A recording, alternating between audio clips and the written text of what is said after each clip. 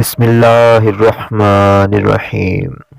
अस्सलामुअलैकुम दोस्तों, आशिक लैब की इंफॉर्मेटिव दुनिया में खुशामदीद। ये वीडियो उन दोस्तों के लिए है जो मर्दाना कमज़ोरी का शिकार हैं या फिर स्पर्म की कमी का शिकार होते हैं। अगर आप या आपका दोस्त स्पर्म की कमी का शिकार है तो या फिर मर्दाना कमज़ोरी, तो ये वीडियो पूरी देखें और गौर से सुनें। वीडियो एंड तक देखें और दोस्तों के साथ भी शेयर करें। हो सकता है किसी की ज़िंदगी में रंग भर जाए। उम्मीद करता हूँ वीडियो आप दोस्तों को पसंद आएगी।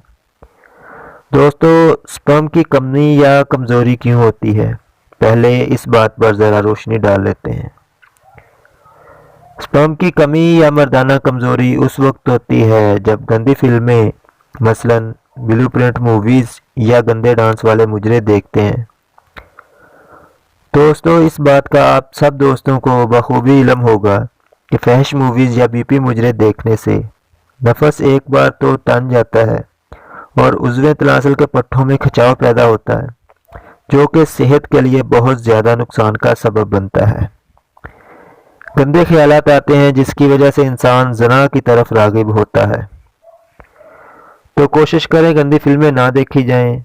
एक तो इंसान बुराई से बचा रहता है, दूसरा ज़ना से और तीसरा गुनाह से।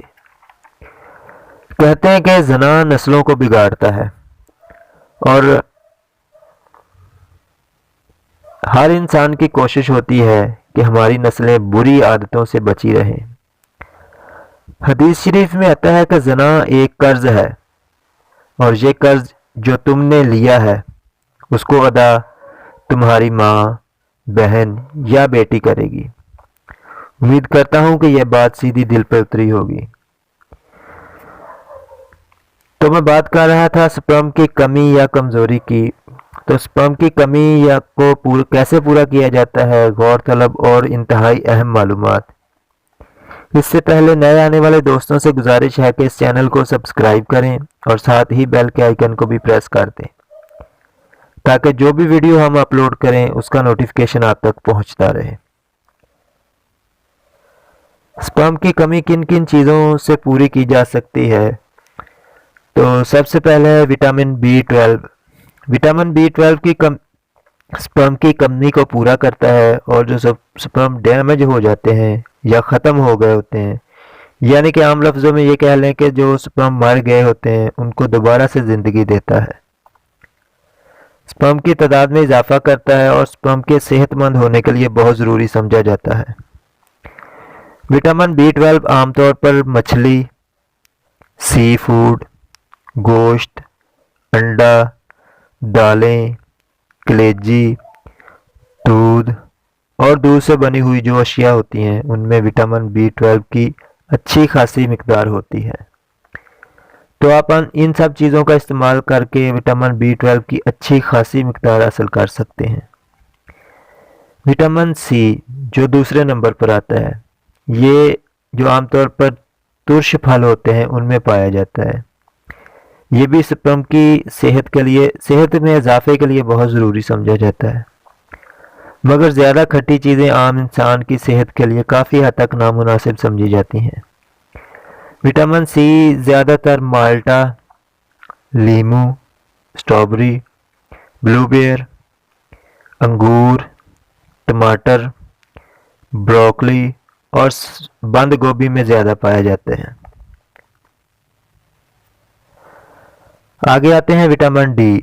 अगर आपके जिस्म में विटामिन D की कमी है तो स्पर्म की क्वालिटी अच्छी नहीं, या फिर कह लें कि स्पर्म गैर तसल्ली बख्श होंगे।